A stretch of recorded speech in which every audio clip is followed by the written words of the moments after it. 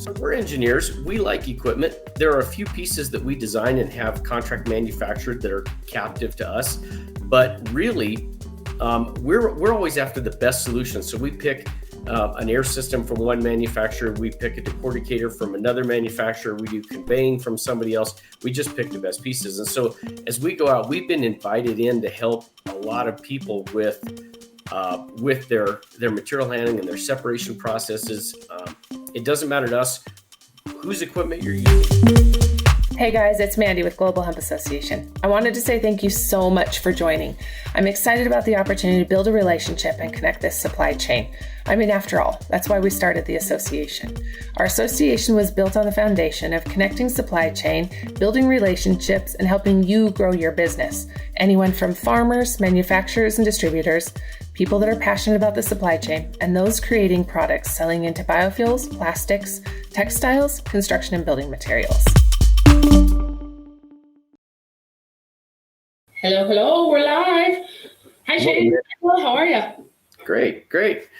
Thanks for having us on. We're excited to be able to participate. Yeah, I'm excited to have you guys. Okay, before we get started, I want to give everybody that is part of GHA and part of our association a huge shout out and a thank you. We did a little spiel in our newsletter. It's been exciting to see how many new members we've had come on, and I just want to say thank you for all of your continued support.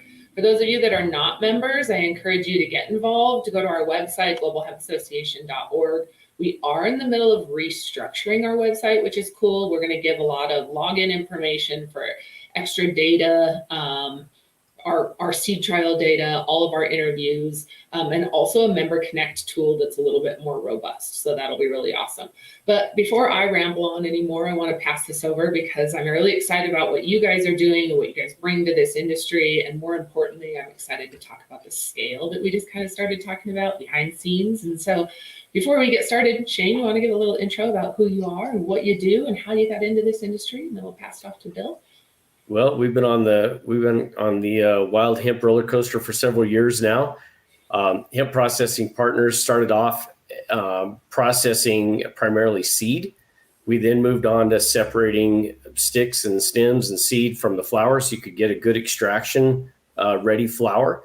We then moved on to decortication, and we've just been following along as the industry's developed and new products have come on as far as offtakes that people need and things like that.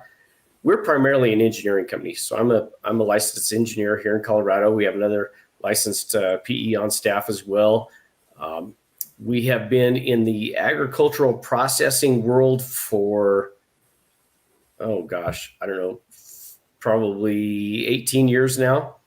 I've been all over the world setting up equipment to do processed food, seed, recycled materials, minerals, done separations and things like that. So that's what got us into hemp was the need that people had to really bring industrial processing into it. As CBD really grew, there weren't really big mechanized processes to handle hemp materials. And as you know, hemp's sticky and the fiber's tough. It's just hard to deal with. So we brought our industrial expertise to bear on it and our ag background, and created some really big processing solutions, 10,000 pounds an hour, big drying solutions, different things like that.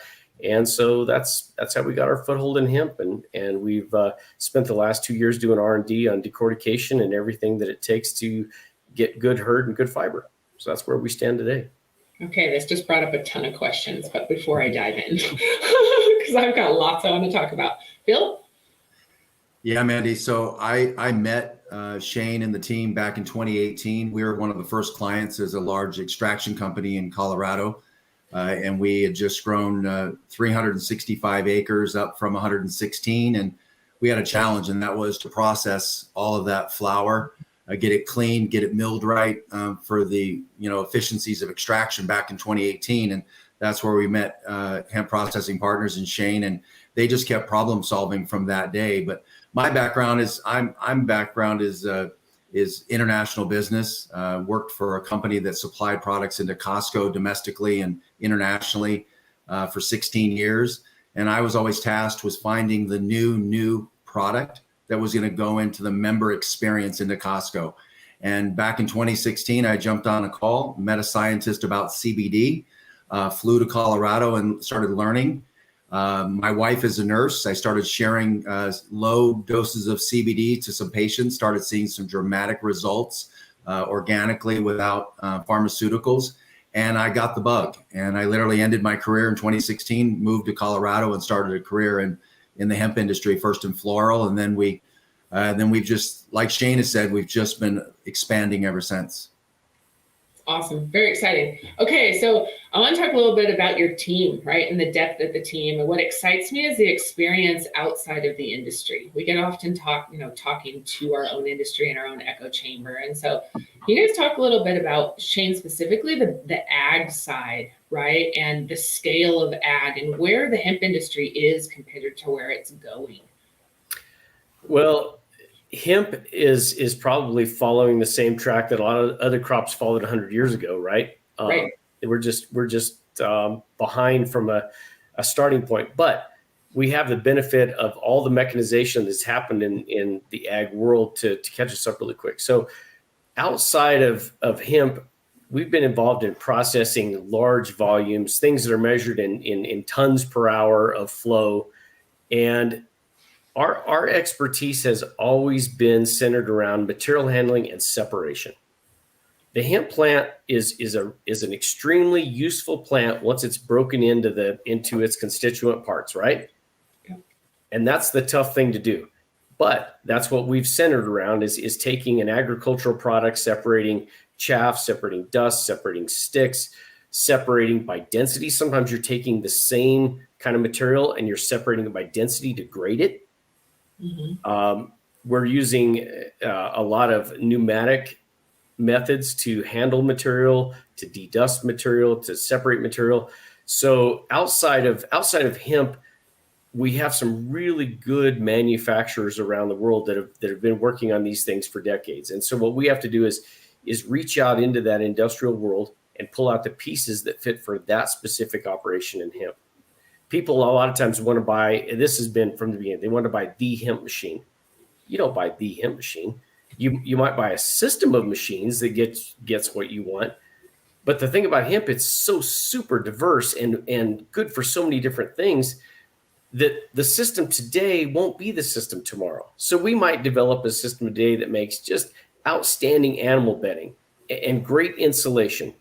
But we know that plastics are right around the corner. We know that oil absorbents are going to be super useful. We know textiles are going to grow as we heard in Montana. There's a great pent up demand for hemp to supply the textile industry. So as engineers, we get excited because we know there's going to be it's not just solve a problem today and then just sell that solution. We know we're going to get to work on this for years and years and years and come up with new cool things to do with hemp and new cool ways to make that fraction to go into somebody else's manufacturing process. So we're going to see this follow the track of a lot of other ag commodities, and we have good connections in that world, and we'll pull all those resources we can as things come up. Yeah, I had somebody gave some statistics the other day at one of the conferences about the size of the industry and that it's smaller than spinach. Hemp industry right now is a very small industry compared to what its potential is, right? What I'm curious about, when we're seeing so few acres planted across the US, even in Canada, what's a time frame, Bill, on scale of this industry, and what are we expecting as you guys are building equipment and you're really handling or looking at demand or need to fill the supply into consumer demand? Yeah. What are we looking at? Well, with inflation, it's no longer a $64,000 question. It's probably a $3 billion question. I don't know that anybody has the answer to timeline. I'm a historian. I'm a macroeconomics by trade. So I look at the history of the steel industry. I look at the petroleum industry. Shane just referenced, an agricultural industry called the ethanol industry. So if we look at the history of ethanol, we look at the history of some of these industries, we can try to put into pro forma some timelines. But we're in a very interesting industry, right? Because this plant was first demonized for 100 years, but yet it's been used since the Bible. So it has all these uses. And it could be very disruptive in some very stable, large industries that are going to be, not so easy to want make that transition until they're ready to make that transition. I come from very large industry. So I'm used to when you're challenging when you're the new guy on the block, which hemp's been around forever, but because of our timeline, we are the new crop on the block. We're challenging some very large industries. And so we have to be creative on how we integrate and grow and not, and get along, and quite frankly, and yet be bold and pursuant to what we know is to be true, right? So to answer your question, as I tell everybody, listen, if you build it, they will buy it. Meaning if you build large scale decortication, two things are going to happen. One, we have plenty of offtakes domestically and internationally. That's my background. I'm talking more around the world probably than I am domestically in the United States right now.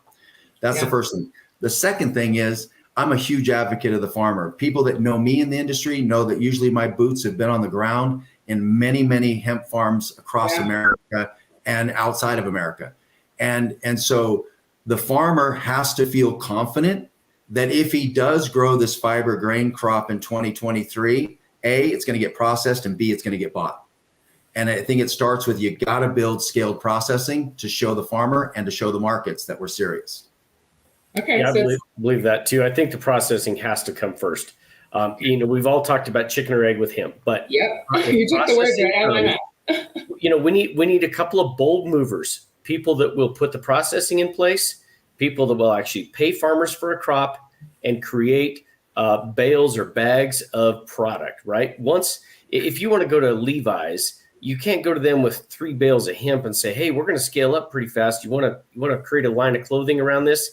They want to see a warehouse full of bales, and then they might talk about it, right? So there are a lot of companies in that situation.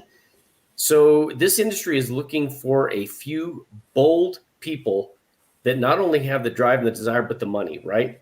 Mm-hmm. In hemp, the magic word is funding. That's the topic of every conversation. Sooner or later, it comes down to funding. And so Bill and I are always on the hunt for that mentality that says, I'm bold enough to be both the chicken and the egg. Yeah, it's that getting out in front, this innovative piece, right? Where we've really got to be able to play with it. Okay, so this is really why I brought up scale, right? Is what are we looking at for that? What does that look like for that ideal size, to scale into the industry? I think that, and this number has been thrown around with a lot of different equipment manufacturers. It's really not captive to us, but 10,000 pounds an hour, right? When you're processing at a scale of about 10,000 pounds an hour, you're a real industry. You can run that 3 shifts a day and move a lot of material through there. So I think that that's a good number to throw around for a real industrial size scale. And if you have a facility that'll process 10,000 pounds an hour, that facility is going to, depending on how many shifts you run, it's going to be a 5,000 to 15,000 acre facility. That's not a lot of farm acres, right? I live in Weld County, Colorado, which is the most productive ag county west of the Mississippi. We're a big county. If you put 50,000 acres of hemp in here, you really wouldn't displace much other crop. 50,000 acres in the scale of American farming is tiny. So we need to be thinking, I believe, in 50,000 acre chunks. I know the figure's been thrown out that we need over 500 decorticating facilities that'll do 10,000 pounds an hour to satisfy the need. In my personal opinion, to get to what's critical mass to make our industry move, there need to be a minimum of 10 facilities at that scale before real industries take us really seriously. I think that this was eye-opening to me when we were in Montana, right? That facility processes or can process 20,000 acres. That's small agriculture. That's not very big. And which makes it easy to get farmers, right? Because you're not asking everybody to convert every acre. You just put it in your rotation and we'll have enough acres. But it's been very difficult, right? It's this chicken and egg, right? And like you said, having someone that's bold, we can't hardly go out to farmers and say, hey, get out there and grow if we don't have proven offtake or proven stable processing, right? Mm-hmm. And I think that those two things come hand in hand, where you guys have really, found this lane and this niche in this industry to provide a service that is, it's needed. We need as an industry to align with these existing organizations or practices. Montana was great because it was collaborative, right? And yes. Bill and I have talked about this at length, that when when you get together and let's say you have 5 people that want to get in the hemp industry from a processing standpoint, at this stage of our industry, those 5 are not competitors. It's like calling 5 corn farmers in 4 different states competitors. They're not. They can't, neither one of them can move the market around, right? We know that the first 5 are going to sell all they can make practically overnight, right? So what we want to do is get people to look at each other and say, you know what, we need each other. We need to compete to be healthy, right? Competition's healthy, but at the same time, we don't need to knock each other out. We need to build each other up. When we went to I&D and they opened their doors and they brought people in, you could tell they really get it. They've been in this long enough to know that when they go to sell material, it just sells out almost instantly. And so they don't. In order to get a big contract, they have to work together. That's right. That's what it takes. Everyone does. Yeah. So we're engineers. We like equipment. There are a few pieces that we design and have contract manufactured that are captive to us, but really, we're always after the best solution. So we pick an air system from one manufacturer. We pick a decorticator from another manufacturer. We do conveying from somebody else. We just pick the best pieces. And so as we go out, we've been invited in to help a lot of people with their material handling and their separation processes. It doesn't matter to us whose equipment you're using. We're glad to come in and help, try and learn something, try to share something, and really get everybody going at the same time. We don't want to elbow anybody out and say only one technology works. Another point is hemp is so diverse. We believe you should have facilities with different basic decortication because there's a lot of different ways to decorticate and they generate different products. There's a place for all of those. We don't need to shove the industry all in one direction. What you just said needs to be said again, that each machine is producing different, end product. And we saw that in the different facilities we've been to. And I know you guys have seen it way more than I have, that, what is the market calling for? And this kind of leads into my next question, Bill, and that I'm curious from you, right? You guys are building equipment to meet the demand of these end markets because you've got a good handle on what's being pulled. Can you kind of talk about what's driving our market now and what may be driving our market in the next 2, 3, 4, 5 years? Yeah, well, market offtake and what I would say diversity currently is at what I would call a desktop volume size. And so there are manufacturers that are building at a proof of concept size, slightly larger than a proof of concept. Even take Patagonia. They're not going full scale into what their cost of goods are. That's my background is COGS. And if we're going to penetrate the animal bedding industry, for example, take something really simple. If I go to my Tractor Supply and I buy a bed of it's piney wood chips, a bag of piney wood chips, takes 6 years to grow that pine tree. Takes us 90 to 110 days to grow our hemp plant, right? So what is the obvious better? 6 times more absorbable versus non. Much more antimicrobial, has a much better leave-off scent, etc. So there's no doubt that it's a better material than piney wood. However, I can't hit the number for Tractor Supply buyers to buy it at the price they're buying piney wood chips for their standard customer that's coming in to buy 2 bags a week, right? So we have to be scaled enough so that we can hit the price point that will be able to penetrate markets in such a way where I can show premium, but I can't show I'm better and 2x or 3x price. That doesn't work in competitive industries. The auto industry is not going to accept that. The textile industry is not going to accept that. Even the animal bedding industry is not going to accept that. So, that's our thing, is that to Shane's point, we must get scaled so that we can bring a price point of a quality product or a superior product, but not put that price on the consumer because they just won't make that decision to switch. But I think that's that paradigm shift we've got to start to see is the effect of buying some of these other materials like plastic water bottles or plastic, disposable utensils compared to a better product. Okay, understanding though that there's a small margin that we can be more expensive a little bit, but not Correct. 2.5 times, 2 times, Correct. right? So Correct. what is time frame, right, to bridge this gap, or what are you expecting there as you guys are really working with the processor, which really is that beginning piece of the supply chain, because they're going to really have a lot of management. And what we heard a lot of when we were in Montana is as a processor, you're pretty much that supply chain. You have your farmers lined out. You've got, your seeds under your control right now. It's pretty much vertically integrated right there. Mm-hmm. So yeah, how do we bridge that gap? Or what's equipment and size of equipment? Well, also, let me, yeah, go ahead, Shane, and then let me jump in. Well, I was going to say, a lot of people want to get in at an affordable price point, and that will get a lot more people participating in the industry. But to really get to the critical mass to make other industries or somebody like Tractor Supply with 2,500 stores take you seriously, you've got to have several 10,000 pound an hour guys. The smaller ones will foster industry growth, but to take that leap to make us as an industry legitimate in the eyes of big companies that are going to take the products, we need 5 or 6 big processors in the next year. Now, if you would ask me this question, because we've had these discussions within our industry for a couple of years now, in 2021, hey, what's the time frame? I would have said by 2023, we will really be rocking. But I would back that off right now. I don't think we're going to get there until 2025 or 2026 because we've had so many people explore doing it and then end up with funding problems because they know their funding guy's brother-in-law lost $1 million on CBD, and so invested $25 million in an extraction facility. And now it's sitting idle, and that CBD stigma is hanging over the financial side of this thing, right? Oh, it's so bad. It is absolutely not related to the products we're doing, because the great thing about the industrial side, we have no regulatory headwinds, except maybe building codes with hempcrete. But nobody's outlawed using it for clothing. Nobody's outlawed using it for pet bedding.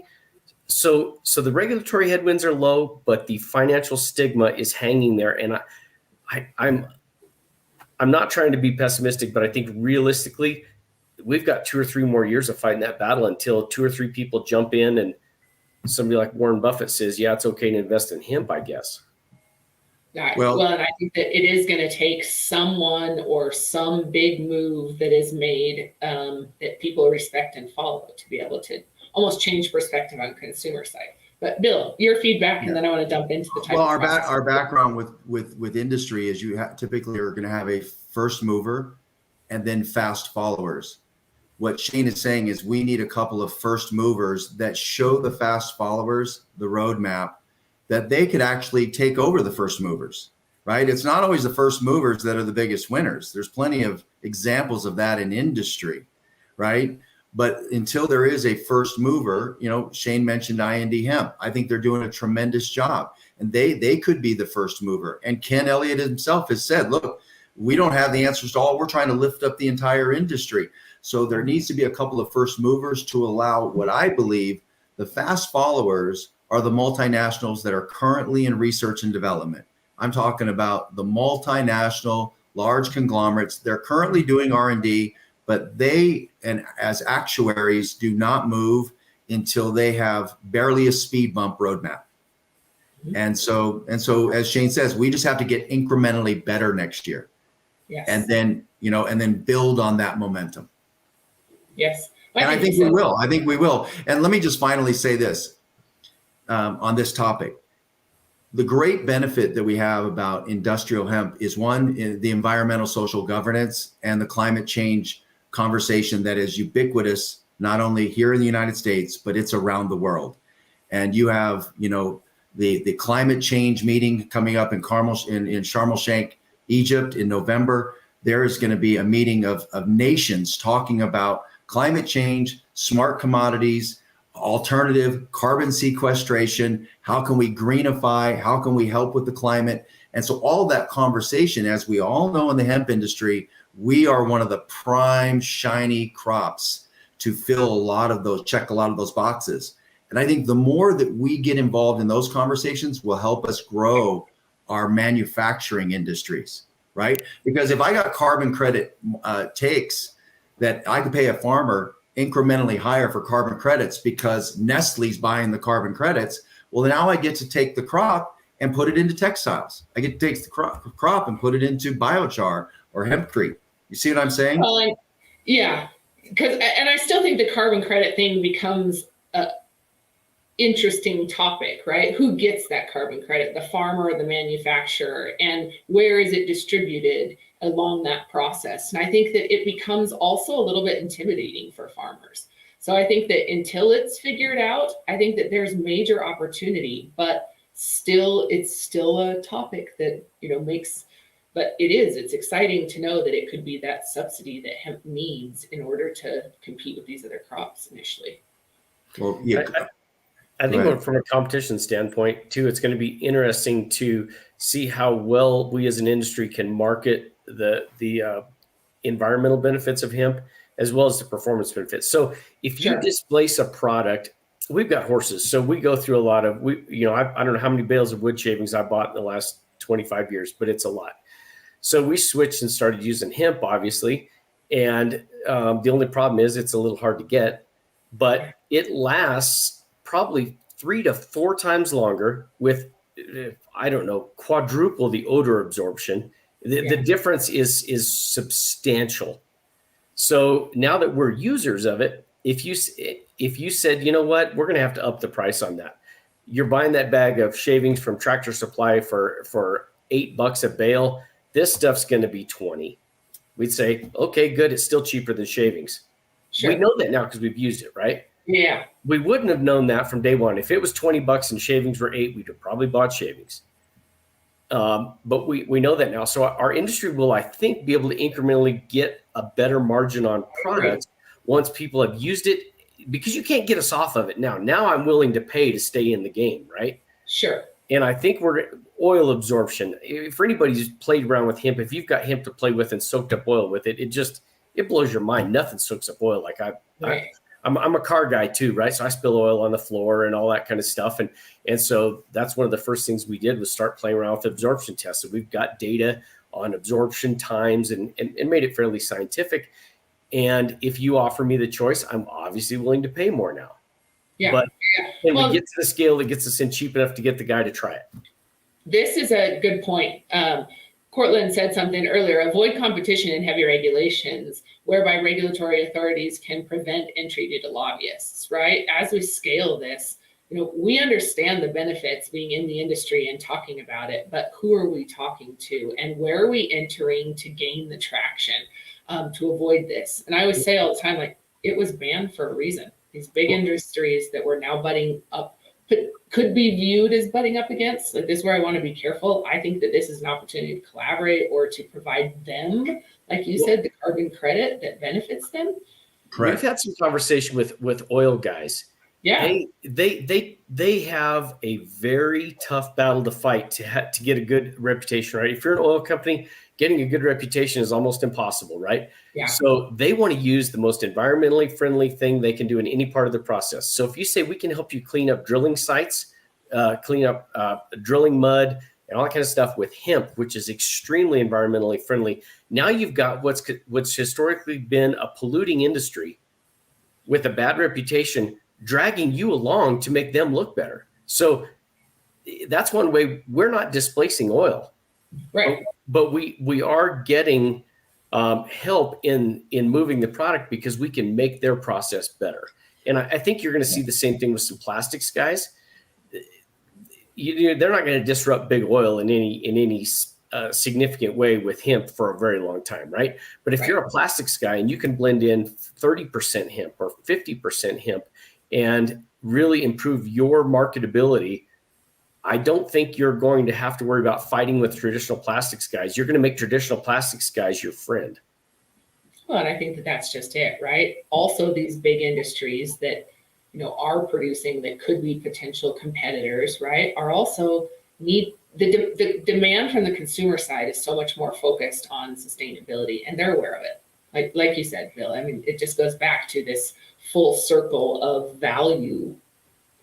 Well, I think to Cortland's point about lobbyists, that's a real, I was in the nutrition supplementation business for 30 years. That's how I found CBD as a supplement. Yeah. And so, I'm very aware of large lobbyists that could take out a new good nutrition or skincare product because of a particular ingredient that's competing with their major brand. So by the same token, having hemp fill white spaces without threatening lobbyists is, I think, the way that we continue to go about this, right? So like Shane says, make them their friend. Oil absorbent is a classic example. The oil industry is going to have spills, and I'm not talking about Jiffy Lube. I'm talking about the oil industry. But I could be talking about Jiffy Lube. I could be talking about Midas. I could be talking about every oil change place in America and using hemp as an absorbent versus what they're currently using.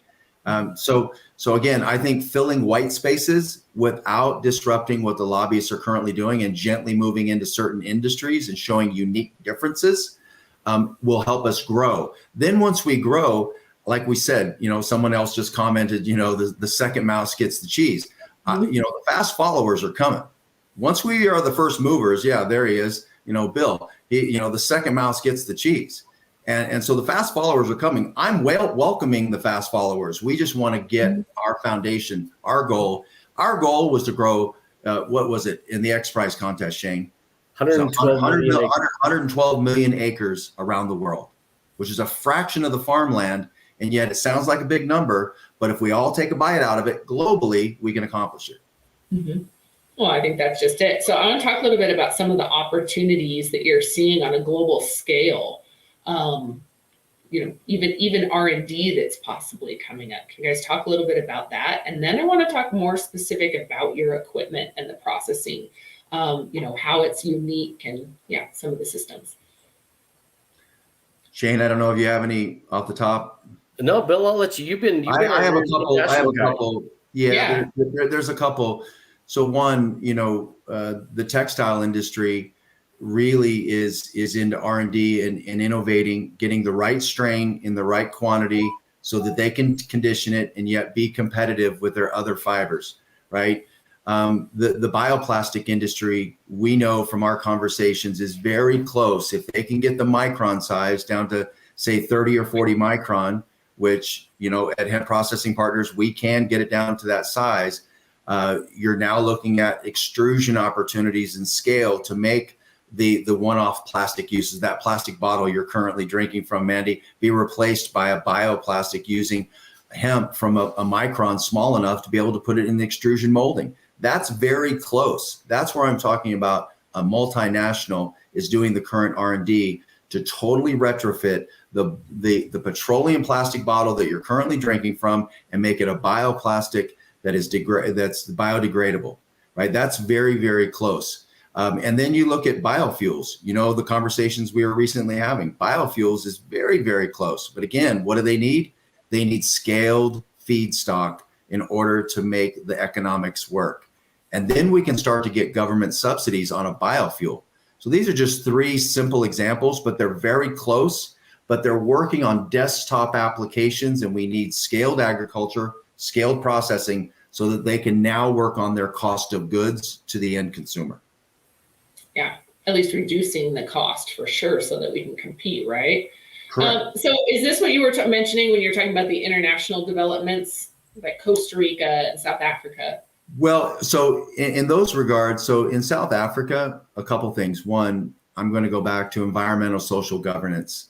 The climate change narrative is real in other parts of the world, and it's real to this sense. Decisions are being made, not conversations are continuing. There's a difference. In our country right now, we're just continuing to talk. In other countries, I'm seeing Costa Rica, for example, which we have partners down in Costa Rica. I was just in Costa Rica. They already made legislation approval. They have a new president. They're starting aggressively with import and export. In Brazil, I'll be on a Zoom next week in Brazil. Again, importation of hemp into Brazil, doing dramatic things with CBD to cover 20,000 stores, aggressively making these decisions, right? You look at, I look at Sharm el-Sheikh. If anybody wants to hashtag on LinkedIn, COP27, this is the climate change accord that's been going on for 27 years. One of the largest conversations that they are having is making decisions to greenify their deserts, to diversify their economies using sustainable materials. And hemp is being recognized as a sustainable material to go forward. Let's talk about retrofitting the tobacco industry, which we know has been on decline for many years. As a former smoker, I've not smoked now for 30 years. It's a declining industry, right? It's a declining industry. What is a great diversification in other countries that used to grow a lot of tobacco, which they still do? They're diversifying with hemp, both floral, fiber, and grain for animal feed. So and my point is this: I love my country, but we need to stop talking. We need to start doing. Yes, I think Daryl is on your team. It's the same thing. And it really is, it's humbling being in my situation and bringing so many international people together and watching international money come into the US or take the opportunities and the technology to their country and are implementing them and moving forward with them. Mm-hmm. And so we've got to start doing it. And like you said, who is, here's the call out, who is going to be that next group next to IND or next to Ken that, is going to stand and say, let's scale together. And I put this out all the time. The reason we did this is to build collaboration and start helping build connections and drive conversation. But we've got to now take it to this next level. And let me take a shameless opportunity. Our community really appreciates what you've done in Global Hemp Association. We needed a voice and a platform, and in a time of need, you filled that. So we greatly appreciate that. Thank you. Okay, so this is obviously my passion. My background is doing exactly this and bringing people together. I thrive on watching people connect. So it's weird, but I love it. So if anybody needs help, let's talk real quick or give a plug. How do people reach out to you? They want to talk about processing, the engineering, getting involved. How do people reach out? I'll tell you, I am a little hard to get a hold of. I spend a lot of time out in the field. I'm really a hands-on engineer. And in fact, today, when we talked about this originally, I was supposed to be on site and I was going to do this via just my phone. And the building wasn't ready, so I got a day of reprieve and I'm here. All that being said, Bill at hempprocessingpartners.com. He is a great first contact. Bill is phenomenal at following up with people and making the rest of us pay attention to what needs paid attention to. So if people are, I'm obviously open to being contacted, but I'm not really great at getting back to people. So I think Bill's a great first intro. We have a website that's undergoing some revamping right now. We just hired a new marketing lady, and she's doing some good things. So keep an eye on our website. We'll continue to put things on there. Yeah, and also LinkedIn, Mandy, which I know our community, the industrial hemp community, is primarily on LinkedIn around the world. Our LinkedIn site, Hemp Processing Partners, and then of course at William Brill, I'm always available, and I talk to a lot of people around the world via LinkedIn. But we just want to.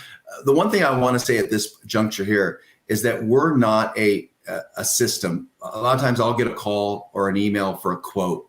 Just give me your off the shelf. We don't have an off the shelf. I need to know what your acreage is. I need to know what your offtake is. I need to know what industries that you are really leaning into so that we can customize a quote that's going to provide you the best chance of getting an ROI out of the gate and knowing that you're going to grow. And so everything that we build is so that we can expand the output. Right. Mm-hmm. And so the one thing I would say to you is you're not going to get an off the shelf. I don't have a off the shelf price. We have a customized quoting process, and we really need to understand what your goals and objectives are. More and more I hear, equipment and growth of the industry will be specific to end product, right? What are you manufacturing? What is our goal? And like you just said, where are we penetrating the industry? Who are our competitors? What's happening around us? Who are manufacturers that we'll be feeding into? So I want to talk a little bit about your process. Like what makes it unique? What makes, besides your skill, the talent, the offtake agreements and background, but talk to me about the equipment itself and maybe the processing of the hemp. So to wave the American flag here a little bit, I'm really proud that almost everything we use is made in America. We do have some European equipment on seed cleaning and things, but we're primarily American made. And we had an international customer who was just about to buy some European equipment. And one of the partners said, hey, I'm going to look around a little bit. I need to check on the Americans and see what they're doing. He came across us, and we formed a fast friendship. We've been working with them for a couple of years doing a very big project in the Southern Hemisphere. And he was just convinced that the Americans probably had a solution. That's a really cool reputation to have as a country. Hey, those guys probably figured it out. And I think that Bill and I have thrown around a lot of different prices for a lot of different systems, and I think we're always less than half of a European a similar competition. So the core decortication technology we use it's a piece of equipment that's been used in a lot of different applications. It was almost an accident that we figured out it works for hemp, and it uses a combination of pressure and impact, and so it allows us to decorticate really well without any retting. And if I was going to say there's something that HPP does that's really unique, and Mandy, you at the Southern Hemp Expo, you got to meet Kyle, the patent holder on that mill. He's pretty passionate about it. It does all kinds of cool things, and he uses it in a lot of places. But that decortication process allows us to be adjusted to generate some different fiber lengths. It allows us to generate this beautiful, almost white hurd because it doesn't ret. It never turns brown. It never turns gray. So our fiber's very pretty. The hurd is soft. Makes extremely good animal bedding, and the pores are opened up, so it absorbs really, really well because that impact process really opens up the pores. So when you say soft, I want to clarify, because I said that word the other day and they're like, wait, what? That's not good. And I said, when I say soft, it doesn't have those sharp broken edges like wood chips for slivers for animals. So here's the example, Mandy. My wife dumps it out for the first time to use for her horses, and this was not stuff that had gone through our machine, but a partner of ours that we worked with, and we did a bunch of engineering for him, and so he sent some hemp home with me. She dumps it out. She gets up and goes out to feed the next morning, and her horse is standing there. He's got little hemp pieces poking out of him where he laid down and it just poked and stuck out of him. So she's plucking the hemp out of him. She's like, well, this stuff absorbs really well, but I don't think I really like it sticking him like that. No. Well, ours doesn't do that. You can grab it with your hand and squeeze it and it doesn't hurt your hand. That's a fact. That is a function of how it was decorticated. It's not crimped and broken out of the stalk as has been done for thousands of years. It uses a process they couldn't do thousands of years ago because they didn't build 1,000 RPM, 30,000 pound mills. And so that's what it does. It softens, it rounds the edges. But the softness, there's something else to that. It's almost puffed up a little bit compared to that. It's not shiny. So there's no barrier to moisture being absorbed. So I'm kind of beating our drum here, but I do think it's really cool. As an engineer, it's exciting to see it do that kind of process. And we haven't done any really good fiber trials to know if it's good for textiles. That's something we need to look at. Herd's been kind of the low-hanging fruit. But when you look at our fiber, Bill, wouldn't you agree that fiber is very fine and is probably pretty close to what we need to go into a textile process? Well, yeah, and for insulation, and the thing is that our air handling and our cleaning of the fiber really has stood out to customers that are comparing sample over sample, right? Is the cleanliness of the fiber and the complete separation of it. And then there was one other subject, and that is for the seed and for oil and for hemp hearts and hemp hulls. That's a whole nother subject that we have a vast experience in handling of the hemp seed, but even before hemp, other seeds. And so that's where we have an expertise. Right. Shane, did you have something else you wanted to add too? Well, I was just going to say that herd cleanliness is a big deal. When it comes to animal bedding, you don't want them, they lay down and they breathe it. You don't want little fine fiber and you don't want dust in it. And what we do, because we adopted some of the same processes that we were using to clean flour for extraction, we're doing a lot of air separation and air handling.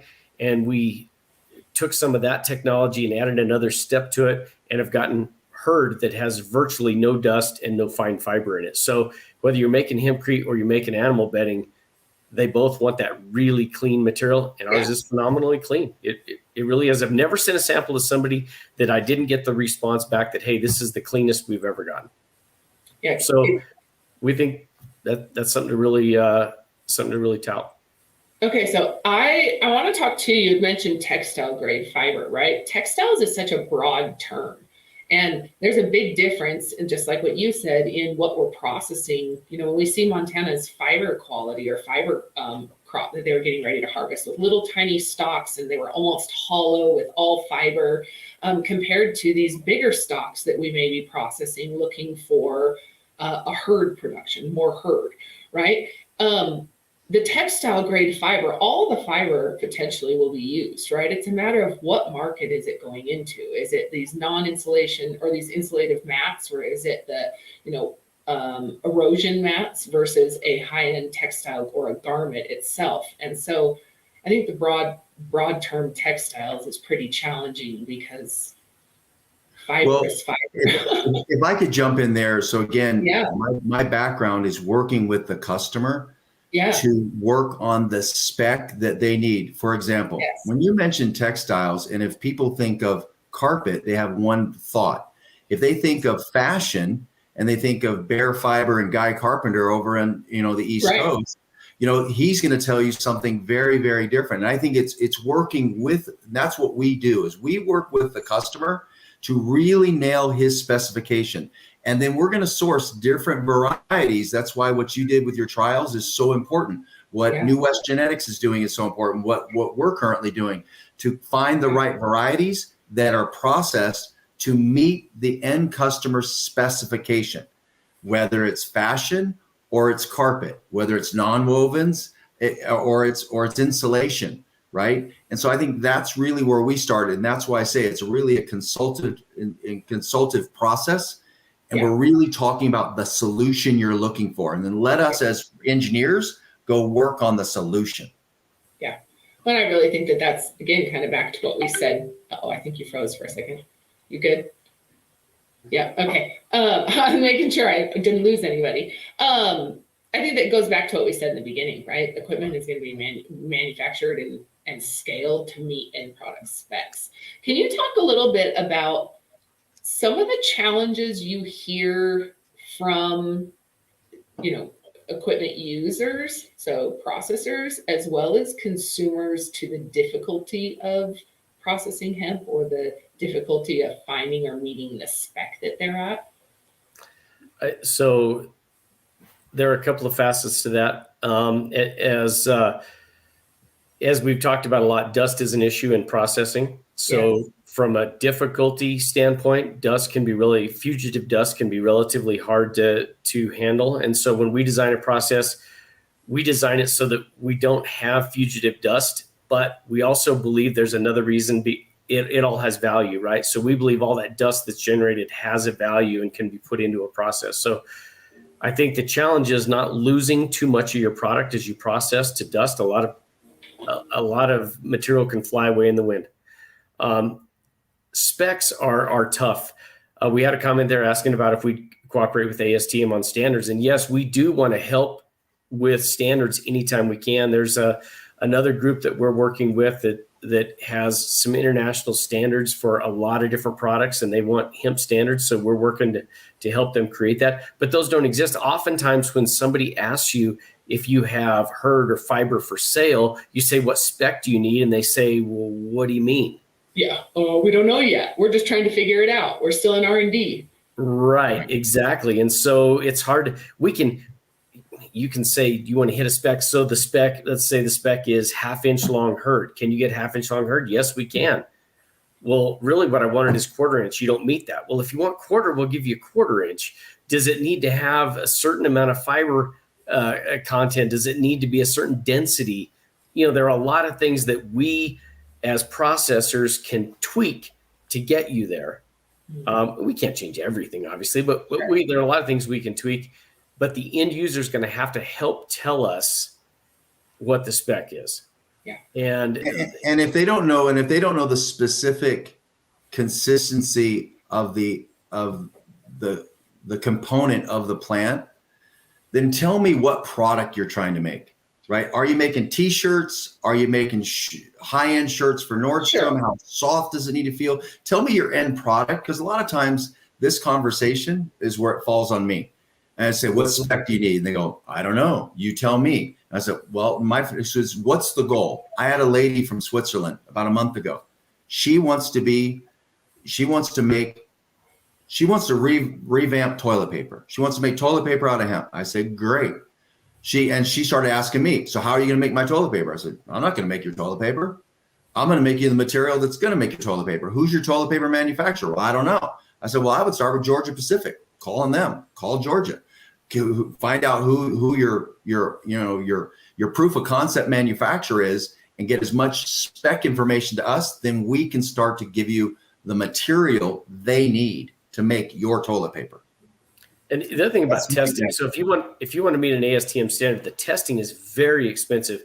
The U.S. Hemp Builders Association has worked to get some building code approval. They spent a ton of money on the tests, and the tests are very, very specific and very, very narrow. So you don't want to just willy-nilly run a bunch of testing until they tell you really what they're doing with it, because you might end up spending $100,000 doing a test for a product nobody needs or wants. Well, I think this goes back to the scale of the industry, right? We can't expect a Ford or a Toyota or a Levi to come in and run a sample that isn't sufficient and clean, right? The amount of time and money that it costs them to break down their line, rebuild their line into a new material is so much more than those tests, right? Than those ASTM tests. And I think that this even makes it more critical on collaboration so that we can meet volume and quality to meet those specs. And yeah.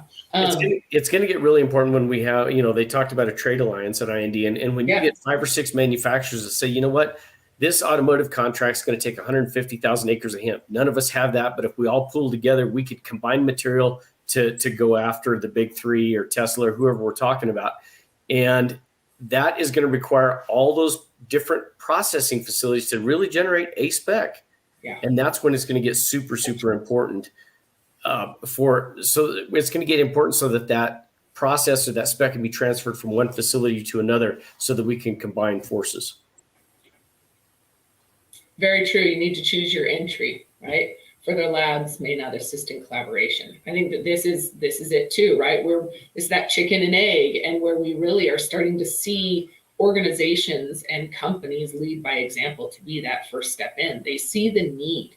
And really it's so much more than fiber also. Look at the food aspect from the grain on an international level. And what's happening with the water and flooding is, and now cotton, like a lot of our cotton supply with Pakistan being underwater it's gut wrenching. And so this is an opportunity that is so much bigger than the dollars and really the need for collaboration. It has to happen. Otherwise we're all in trouble.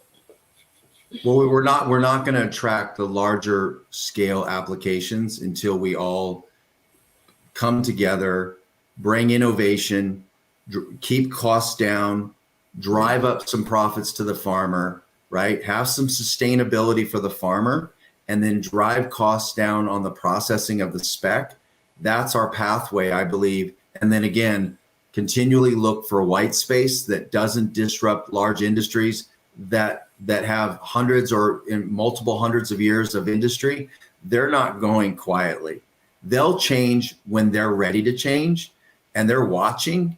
But until then, we must figure out ways to fill white spaces that don't currently exist and that don't disrupt too quickly, in my opinion. Or allow those industries to use hemp to be more sustainable, like with the oil cleanup, right? Using it.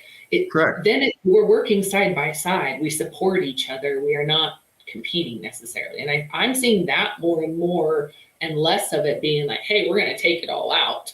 And I think, and part of that is because of ESG and because of the carbon sequestration benefits of hemp, and because it's a green friendly commodity.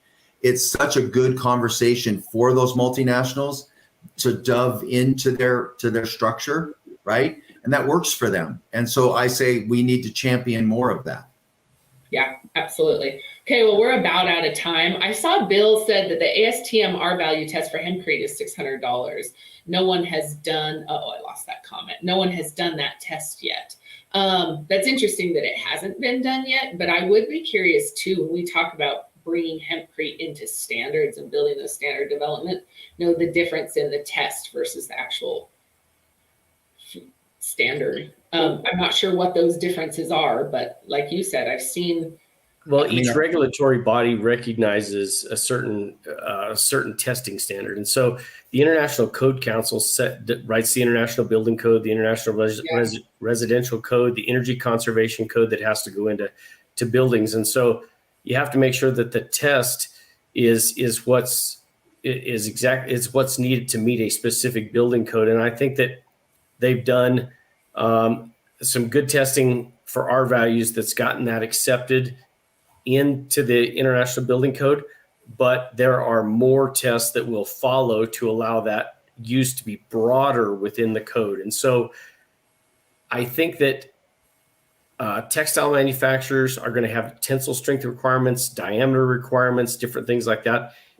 Each industry will have that, and hempcrete itself will probably evolve with one or two big players. Maybe people like Hempitecture are going to say our standard for hempcrete is a particle size that's this wide and this long, with this certain maximum dust content and things like that. So sometimes they'll set it, and then if they set it, and then people who make binders adopt that, now you've got a binder guy and a user that say this is the spec we want, and then that will kind of become a de facto industry spec as you go around it if it's not a performance issue.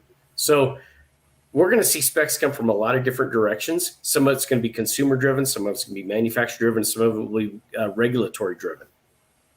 You know, you just had something just popped into my head, and I'm just aha momenting about this. You know, there's been a lot of conversation about what will happen with these companies as we're developing this industry and the byproduct of the fiber industry becomes hurd. But really, when we're seeing what we saw is the low content of hurd in that fiber that's being produced for a textile grade fiber or for a garment fiber. And so really, we're seeing even separation in processing to meet that spec completely from farm to process. That entire process is different, which follows the corn and soybean, routes that, equipment was manufactured to harvest a certain genetic, basically. Yes, a certain crop. And you're exactly right. And that's why to the earlier point, you may have 3 different lines in your facility, all processing different varieties for different offtakes, for different industries, textile, hempcrete, and maybe a bioplastic, right? 3 different. And you're right, because the varietal that I came from, the varietal that's over my wall, the stalks were as big as a football, right? With lots of hurd. How do you harvest that though? When you look at harvesting equipment on big scale, and that's in 2018, Mandy, it was a sharp machete. Yeah, literally. Like how do you get out there and do that? And so it was a sharp machete. That's awesome. Okay, well, I'd love to continue this conversation. I'd love to have you guys back on as this continues to grow. The industry is evolving like crazy, and you guys have your hands on the pulse of the manufacturing and engineering and distribution side. And so I really am curious, as this evolves, what we see change over the next 6 months and a year, especially as grants are really being deployed on climate smart and carbon. Where this really is going to impact the industry and trade. So I'd love to invite you back. Again, if anybody has questions, please don't hesitate to reach out to either Shane or Bill. I guess Bill is really the point of contact. We won't get Shane very often. So thanks, Shane, for joining us today. I feel lucky and glad that your other plans didn't work out as well or on time. But thanks for having us, Mandy. It was our pleasure. We enjoyed it. Thank you. Absolutely. Anybody else, please look on our website. Just a reminder for our members, we are updating our website, and our login for a member portal will be there in about a month, I'm expecting. But you can get into our events on both Friends of Hemp and Global Hemp Association. And then I also want to remind you about our seed trials and variety trials. All of our members that have paid annually have access to our data that will be available in, I think it's April or May of next year. And then all of our sponsors are getting access to data end of November, beginning of December this year. So it gives a lot of time to really figure out what genetics you're going to use or what genetics to dive into further. And then also sponsors are having an opportunity. We're calling them in to give feedback about future tests for next year or trials for next year. So I encourage you guys to get involved. And if you have any questions, reach out to me. I'd love to share more information. But in the meantime, Bill and Shane, thank you very, very much for everything you guys continue to do for the industry. You come very highly recommended. So thank you very much. Absolutely. For sure. Okay, well, guys, until next time, we'll see you later. Cheers. See ya. Thank you.